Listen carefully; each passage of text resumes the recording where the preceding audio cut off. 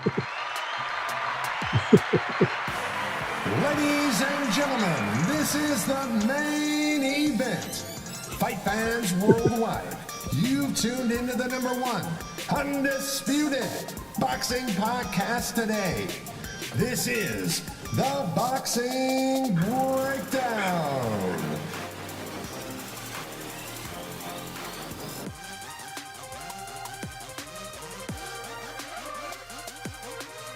Now, your heavy-handed, hard-hitting host, Mark Roxy. Oh, yeah. What's up, and welcome to another edition of the Boxing Breakdown. I am your host, Mark Roxy, and I am here with my partner in crime, Mr. Harold Hunt. What's up, Harold? What's up, man? How you doing? I'm doing great. I'm doing better now that I get to see you and we get to be on the air. These are some challenging times. The lazy, they used to call it the lazy days of summer. Days of summer, yeah. It's not lazy, man. It's super busy. And I want to be the first to welcome our guests that are tuning in today and listening to the Boxing Breakdown. I am sure you're busy too. Winding down the end of the summer and getting ready to get the kids back into school.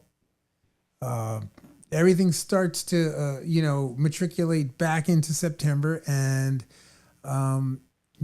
that's a, I guess you'd say it's a mixed bag, because some people, it's kind of melancholy. Some people want to return back to school and some people don't. And it definitely marks, the start of fall and all that comes with fall and then into the winter. And here we go, right? So now, Harold, you, my friend, don't really have winter issues anymore because you, my friend, are located in a different part of the country where there really isn't snow. Is that correct?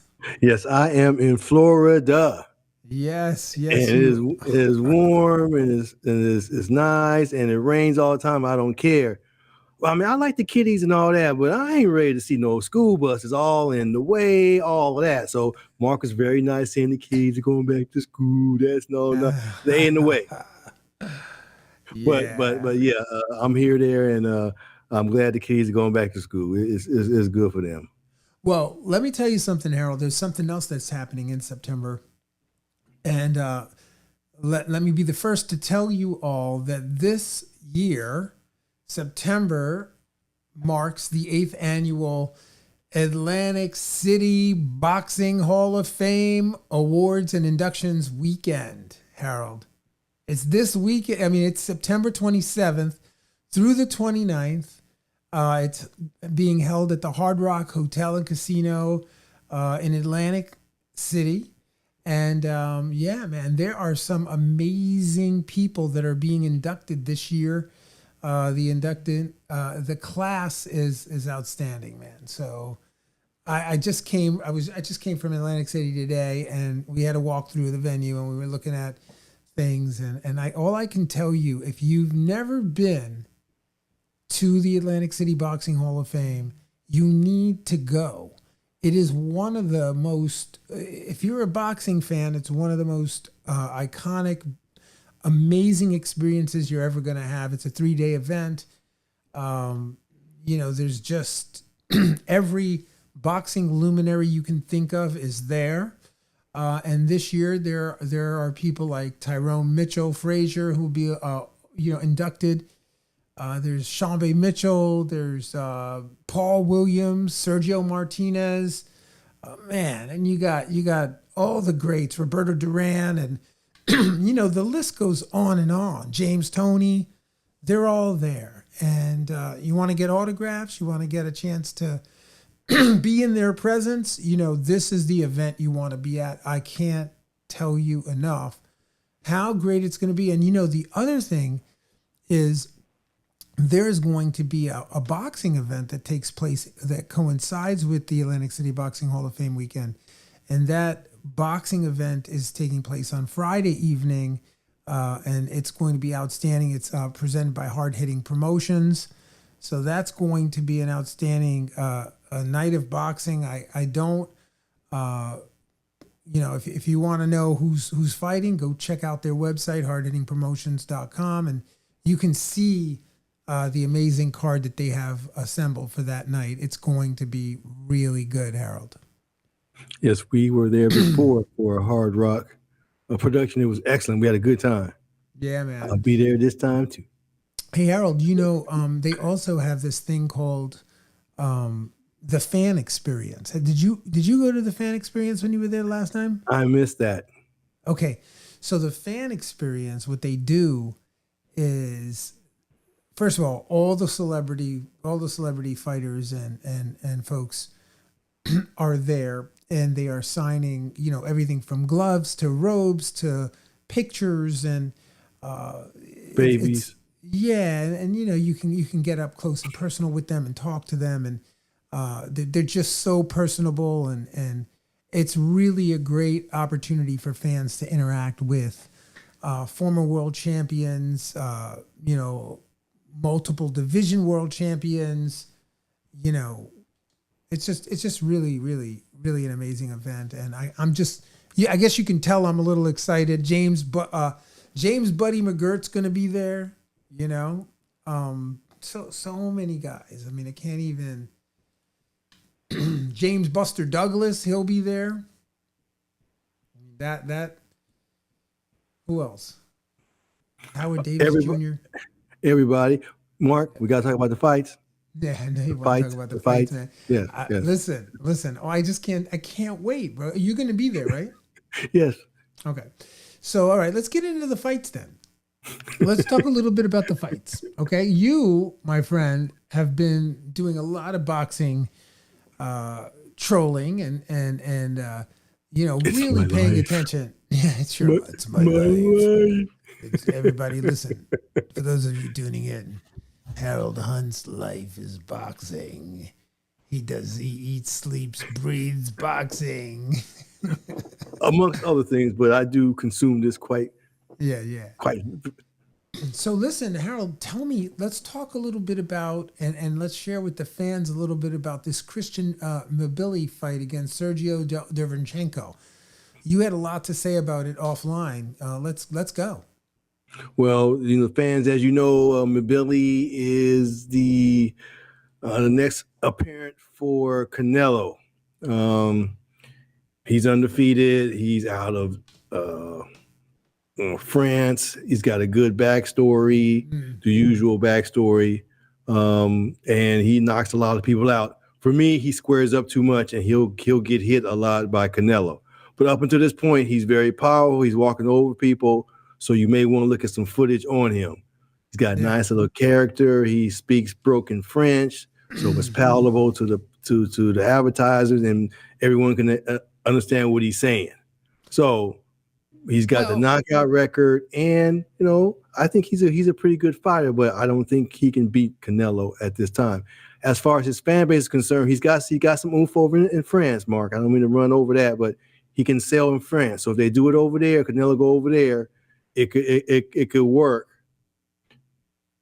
Yeah, I mean, is this just a keep busy fight? It sounds to me like this is just a keep busy fight because well, he fought a good person who's lost to Charlo, lost five to five champions, what have you, but he was kind of out of shape. His bicep broke during the fight, and they actually had footage of the actual muscle rolling up onto his arm or whatever. So he wasn't at his best, but as far as the mind was concerned, he gave Mbilli a lot to think about. So he's going to have a lot to work on before he goes into the fight with Canelo. But yeah, he got some good work and some good looks from Derevenchenko. So it was very productive, and he was able to show off in front of his French countrymen.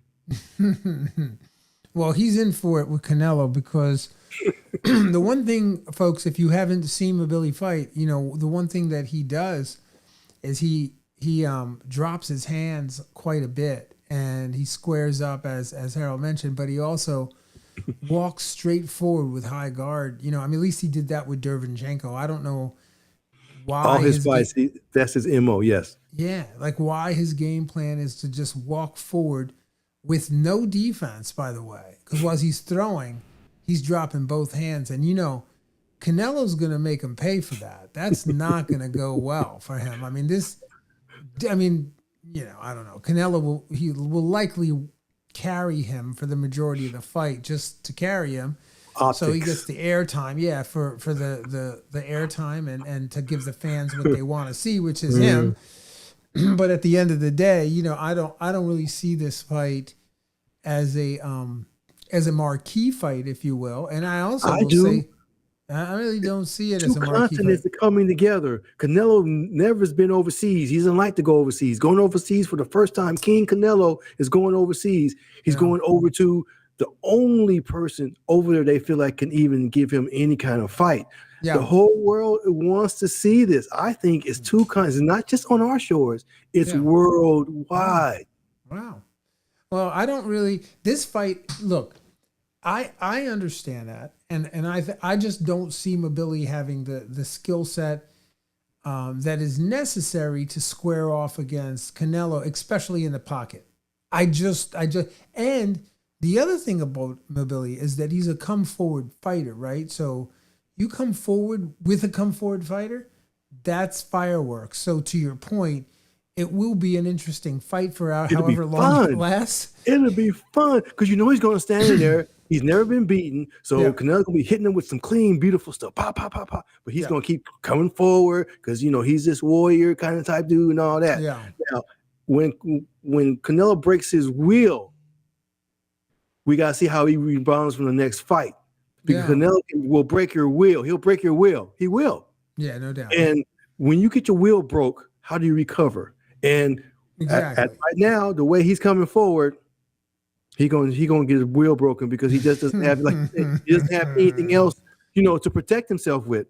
No defense, nothing else. So he's gonna come in and just take that beating because he's in shape and he can stand up and take it. Yeah.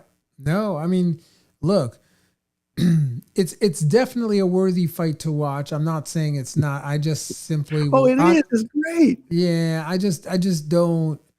I think Mbilli's a little bit over his head right now. I think a couple more years, maybe he'd have a good shot.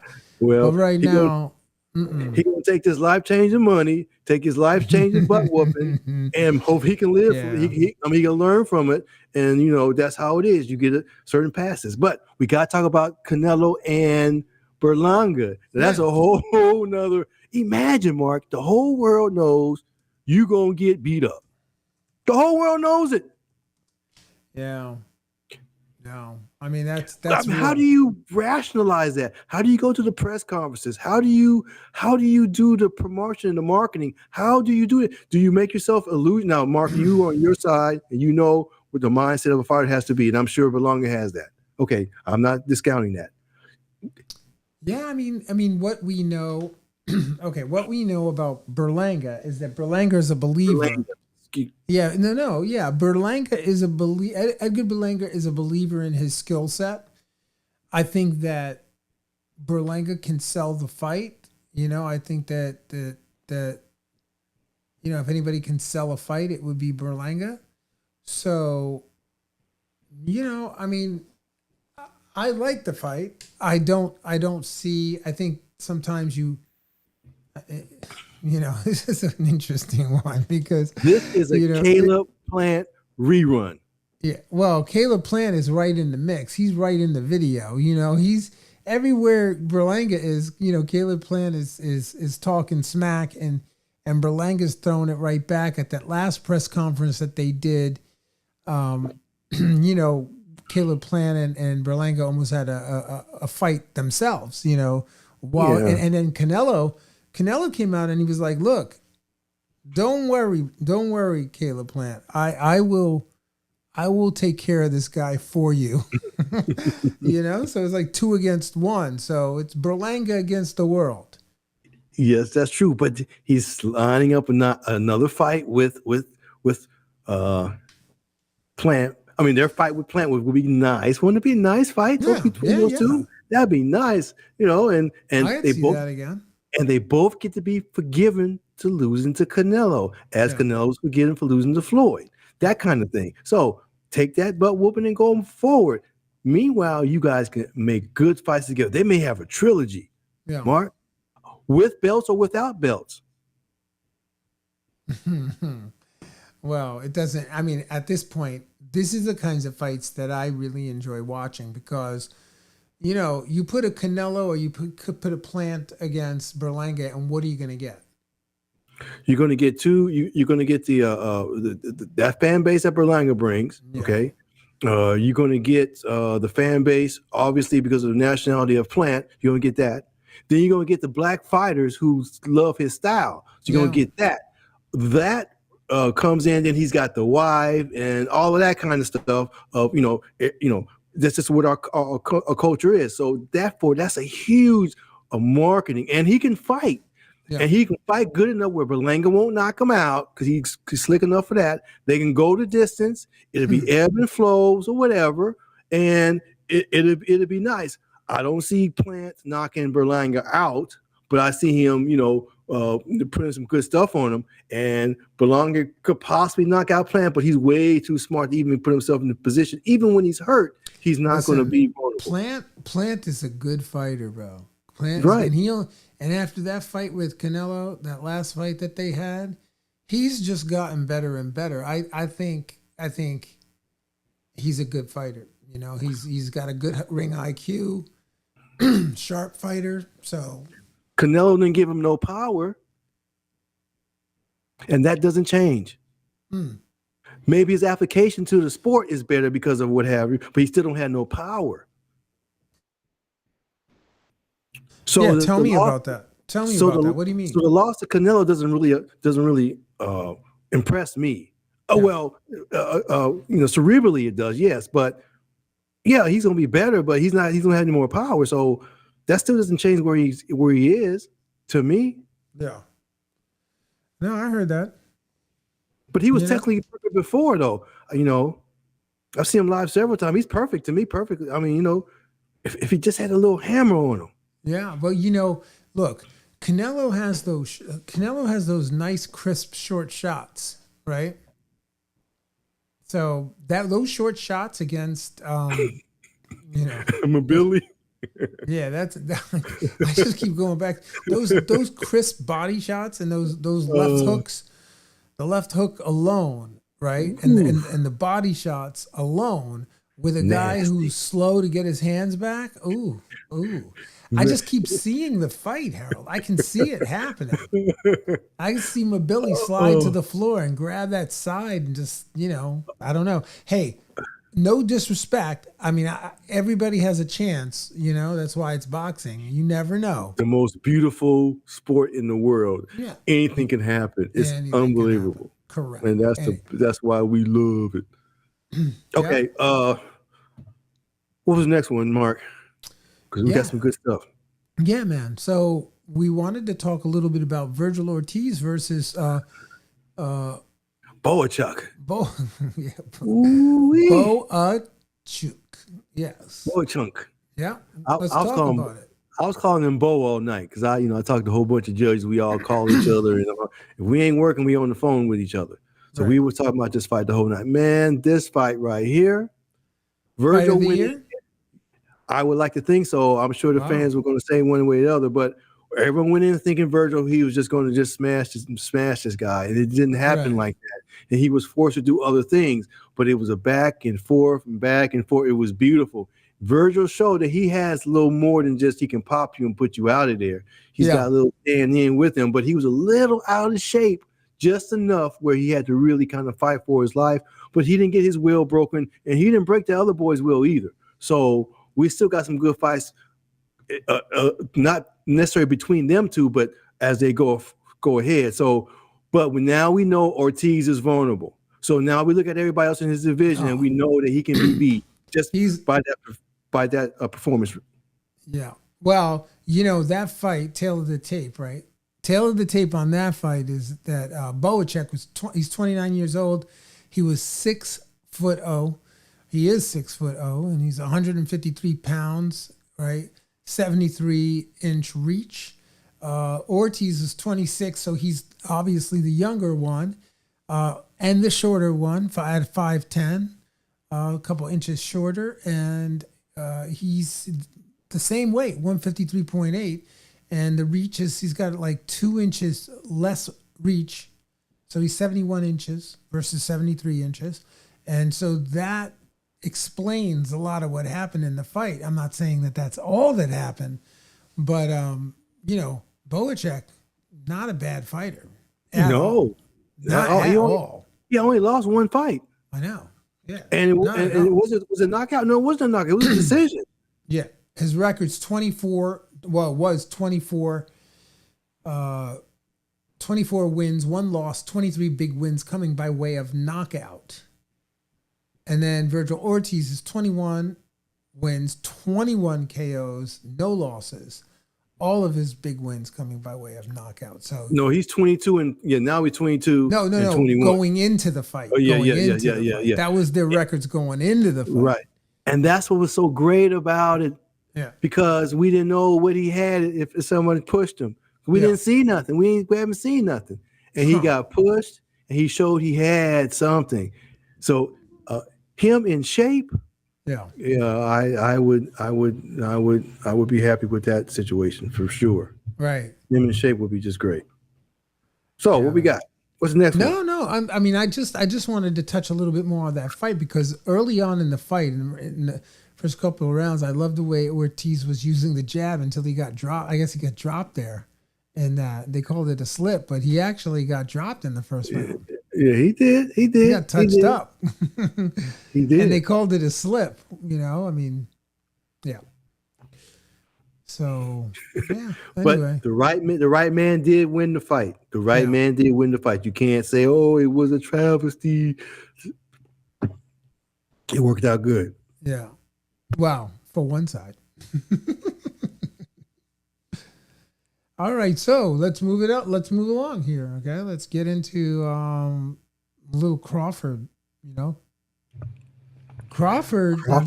Let's talk about Terrence Crawford, man, because offline we were talking about this, and you and I both we agreed, unanimously that Crawford got touched up just a little bit too much in his last fight, right? A little more than I was expect. Yeah. But he hadn't been in with somebody who can see his openings as clearly and take advantage of them. Yeah. Normally, I believe he would have been able to avoid that. There was a stretch there, Mark. I sent you the tape where Crawford got hit 6 times clean in a row. Yeah. 2 body shots, 2 head shots, and a couple hooks or something like that, 5 or 6 times. But it's very clear. He's backing up the whole time. He's taking these shots clean. Yeah. You don't see that on Terrence Crawford. Now, only reason I believe he may have been susceptible to that, is that out of the ring for a year, he sees it, and he thinks he can get out of the way of it, but he doesn't. Right. The first one comes, that's okay. The second one comes, I thought I could move. The third one comes, what? You know what I'm saying? And they keep coming. He's like, usually I can get hit with one arm out the way, and I can see other ones, but he saw all 5 of them coming, and he could not get out the way. And it was in his face. His eyes were like, what? I really can't get out of the way of these 5 shots. Yeah. And that was an epitome for me to see that. It's an interesting thing. It's an interesting thing when you're in that position and you think you're covering and you think you're blocking and the guy's finding the shot. He was coming up the middle in that fight with the straight right hand on Crawford. Like he was landing the straight right hand on Crawford quite a bit, with Crawford having a high guard. I thought that was very interesting. How he kept slipping it underneath that little opening right around the wrists. He kept slipping the jab right in there, slipping the right hand in there. It was an up jab too. It was an up jab, right? Yeah, it was an uppercut, and then he was also throwing the right hand around the corner too, when Crawford was trying to slide out to his left. As southpaws like to do, step around to their left or step around to their right. But we can't disparage Crawford because he landed them body shots. He landed what he needed to land it. He moved that boy around, and he touched him hard. He touched him well, and he won the fight. We can say what we want about how he got hit, but he said, "Nope, this is mine. Yeah, I'm going to do it," and he did it. I mean, you can't even dispute it. No, but you know, I didn't think that Madrimov was going to even be that successful. So, I mean, for me, the door is open for Crawford to be beat. I mean, there's an argument you can make. No, I'm serious. Like, there's an argument you can make that he can be beat. I can see how he can be beat, and actually, I think a lot of people that are out there that are in pole position to have a fight with Terrence Crawford are going to learn a lot from this particular fight. I don't know why Crawford's elbows were popping out. His elbows were not tucked like they normally are, and I'm not sure what that was about. Like, was that not training as hard, or I don't know. Well, I got a thought process on that, if you don't mind. Yes, he looked kind of vulnerable. Yes, of course. And you know the old adage, you go out there, you fight, you look kind of vulnerable, and everybody wants to fight you because they think they can beat you. Okay. Yeah. Okay. That's one adage, but that's one. Okay. The other one thing is, he hasn't fought in a while. Yeah. He hasn't fought in a while, and some of the basic fundamentals may need to be honed up. Yeah. I'm sure while he was sparring, he sparred Andre Ward. Yeah. He sparred some really great people, and to get where he was. So the flying elbows thing didn't show itself at all with any of those guys. So this was he just was in the mode, and that particular discipline just left him, or he just didn't address it or whatever. Now, he's got this tape like everybody else, and it's been critiqued like everything else, and his adjustments have been made like everything else, and who's ever in there with him next is going to get to everything else. For real, because now he has opportunity to, he didn't have anything, and he had, I don't want to say it like that, but not yes men as sparring partners, but they're not going to work on him like that. Yeah, they're not gonna take up the levels so they can get knocked out. Yeah, they're not. And they're not going to make him forced to do, if he's forced to lose that discipline under pressure, that for the elbows to fly out, they're not going to push him to the point where that appears. Yeah. So what's up with this Crawford Canelo thing? What's up with the Sheik guy? What's going on with that? Well, that's just posturing. That's just the money, and I don't like you, and you don't like me, so I'm gonna take my money. I'm gonna go over here. I'm gonna take my ball, go home. Oh, that's all. Whatever. I mean, 2 years, 1 year, whatever. They're gonna get together, and they're all gonna make all the money and all that kind of stuff. That's not even it. But right now, it's good to have that kind of back and forth. We don't like you, and you don't like me. Let me go make the other fight, and just leave you over there. Canelo, I don't need you. Canelo, I don't need you. That's just fine. It's going to be a huge monster. They're going to be giving those two dudes countries. You may have this country, and you may have this country as your purse. That's how it's going to be when it gets together. So there's. I mean, they can posture all they want right now. To me, this is just. This is just posturing. So. I mean, I'd love to see Canelo fight Crawford. That's a big fight, man. That would be arenas sold out. But Crawford can still fight the other ones who are not Canelo and still do very well. Yeah, no doubt, no doubt. Yeah, no doubt. For sure. There's a lot of fish to fry in that division. Yeah, so go ahead and fry it. I mean, go ahead and enjoy it. Yeah, but on the Canelo side, that's not the case. On the Canelo side, Harold, there are not that many fish in the sea because he has drained the sea. Because he will drain Mbilli. Yeah, he will drain him too, right? So when the time comes, Mark, we know the money drives it all. So when time comes, he needs to migrate over there. It will happen. Yeah. And it'd be an open arms thing. You see the Sheik over here without his garb on, without the Sheik rag and all that. He got a T-shirt on. He running around. He's and Mark, he thinks that our venues are subpar. He went to 2 fights. He went to the fight with the 2 fights with Top Rank and the one with Eddie. Yeah. And his words were, "The facilities are not adequate for what my taste is." And he was at the 2 best facilities in our country for boxing. He thought they were whack. Listen, man, he is not incorrect. I have to tell you, he's not incorrect. I mean, I've been to a few of them. They don't seem bad to me. I didn't see rats and stuff. I mean, that's because you haven't been with the Sheik. You haven't seen the Sheik's venues. Once the thing is yeah, everything is fine, but everything's fine until you see something that shows you that there's another level to it.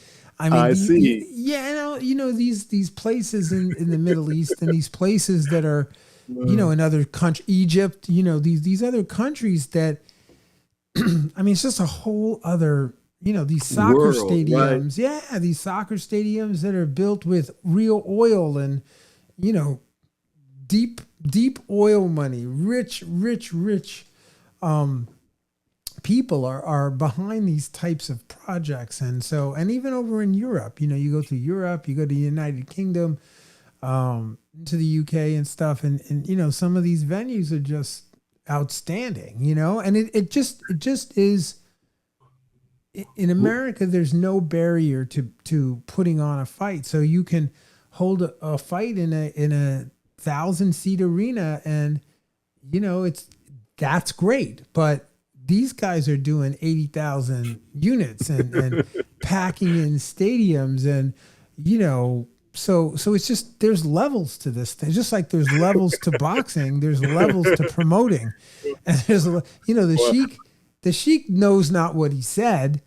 That's what he knows. He's like, what, where am I? Is this like a Taco Bell? Is this a Taco Bell of boxing? What's happening right now? You at Jerry's house, and Jerry's house is slumming for you? What?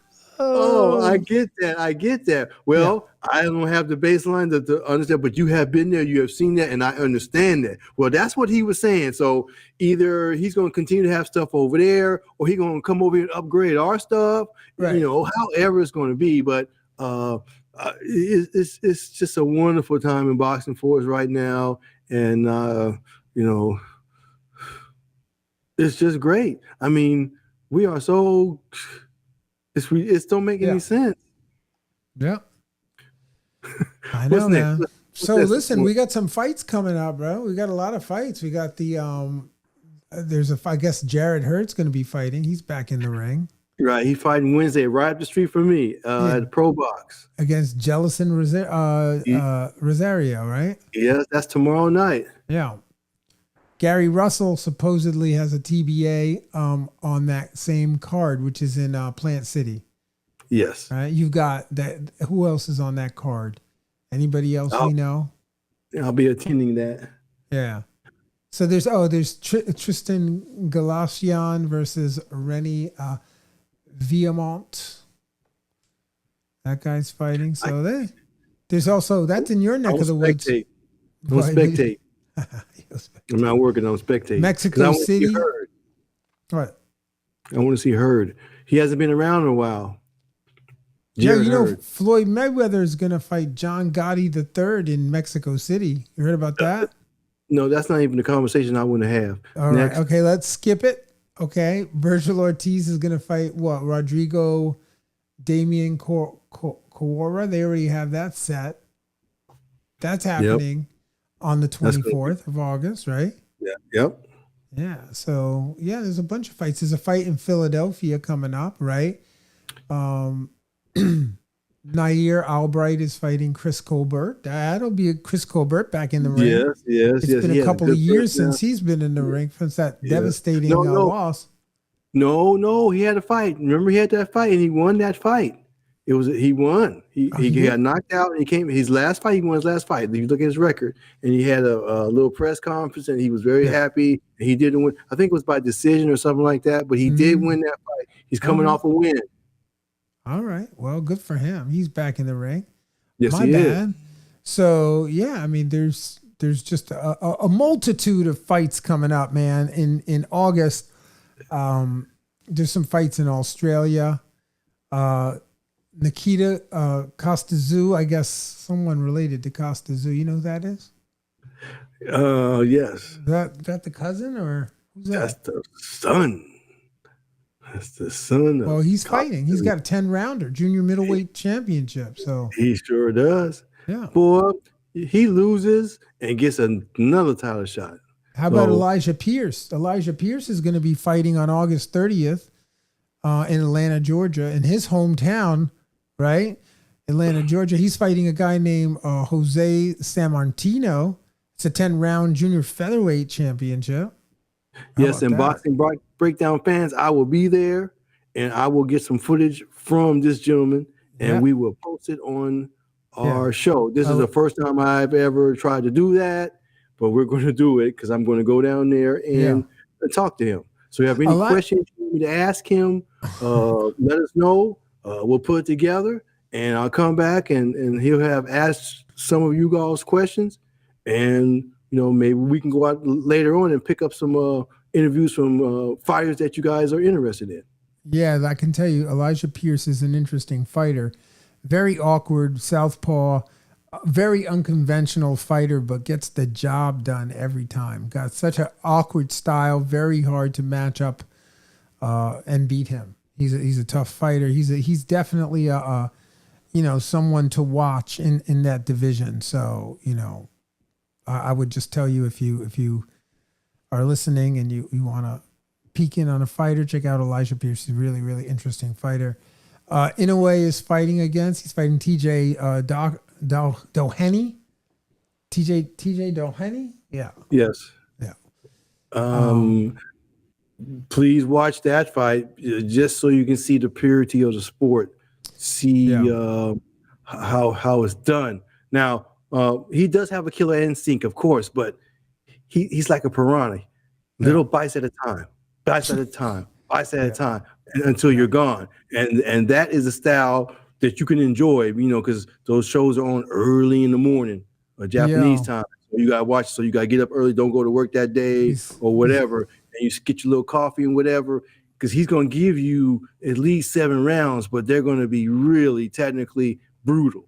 Yeah, he's a surgeon. He's a surgeon. Yeah. That's a bar right there. That's a bar right there. Technically, what I say? Technically brutal. Technically brutal. That's a bar right there. He's going to be technically brutal on, because that's his style. Yeah, he's going to surgically dismantle you. Yeah, for sure. And if he sees an opening, he will take it. But surgical is least precise. Brutality, he's just going to beat. He's going to beat. He's not going to cut it so it's pretty and clean. He's going to beat you.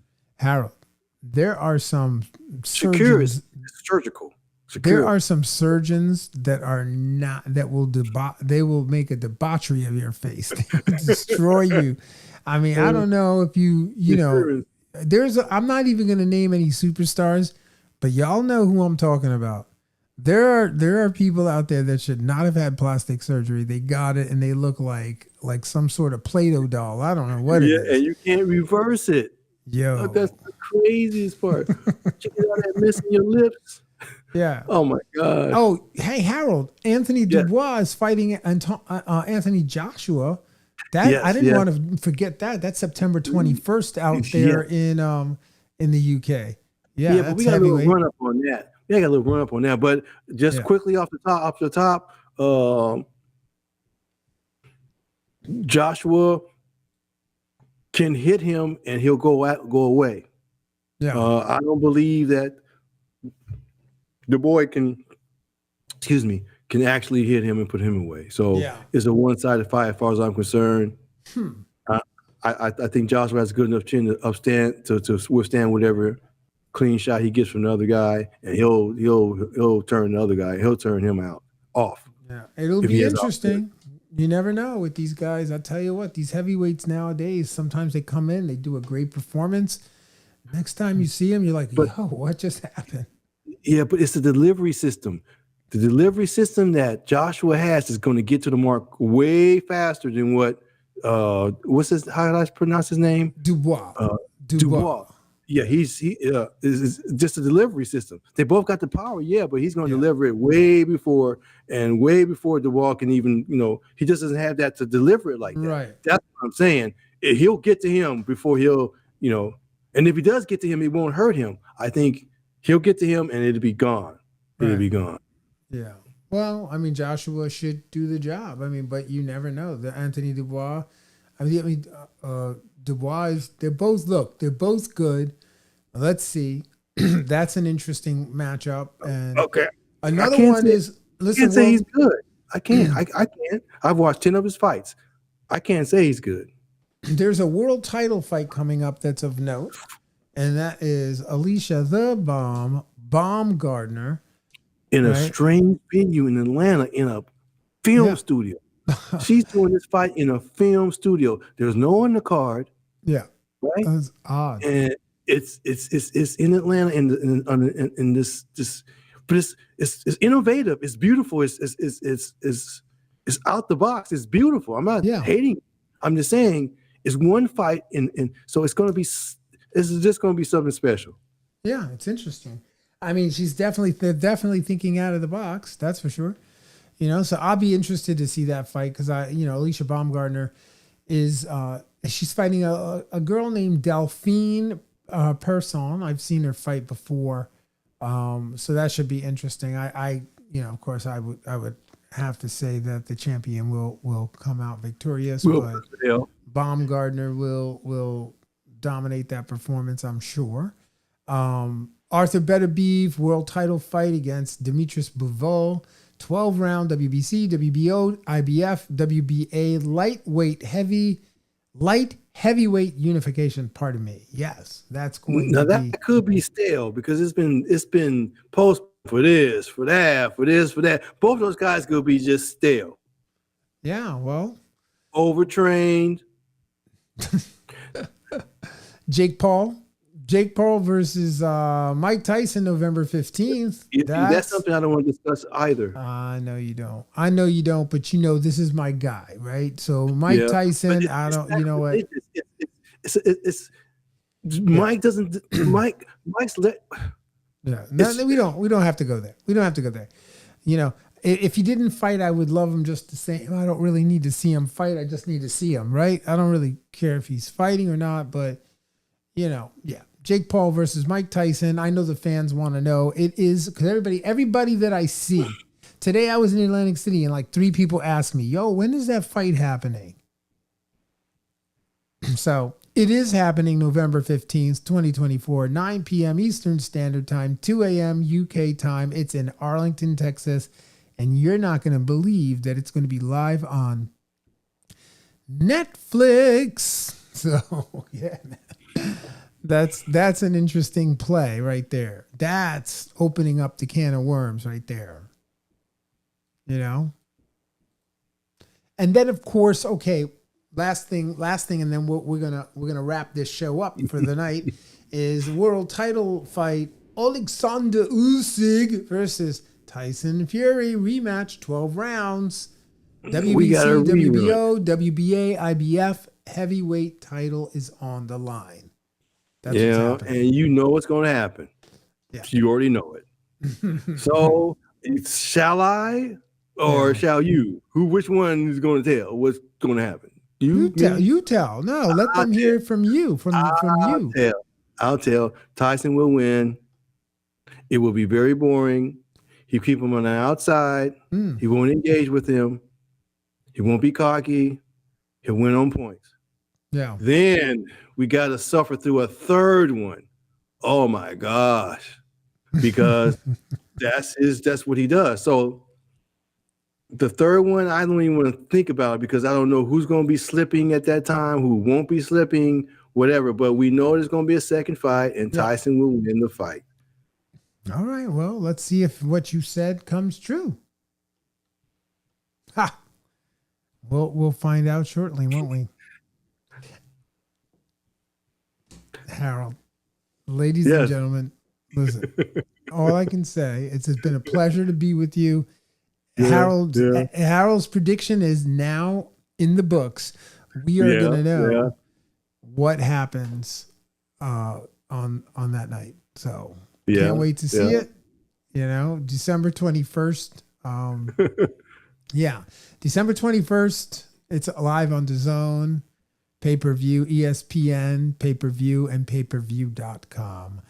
That's going to be, if I just can't wait to see Tyson Fury back in the ring and Alexander Usyk back in the ring. They're both great competitors, and let's see what happens. You never know. Fireworks will happen on December 21st. But until then, and until we see you on the next episode of the Boxing Breakdown, I just want to take a moment to thank you for being with us. Thank you for joining the Boxing Breakdown. And Harold and I have had a pleasure chopping up some boxing news with you. And we'll see you on the next episode of the Boxing Breakdown. Peace. All right, you guys. See you when I see you. Thanks, Harold.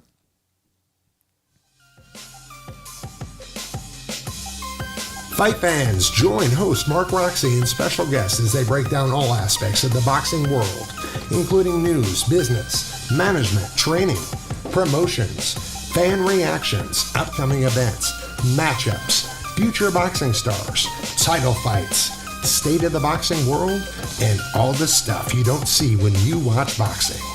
This podcast is released each week on Thursday at 8 p.m. Eastern Standard Time. Live streamed on YouTube, Instagram, and Facebook Live. It's the Boxing Breakdown, hosted by Mark Roxy. And Harold Hunt. Peace and love.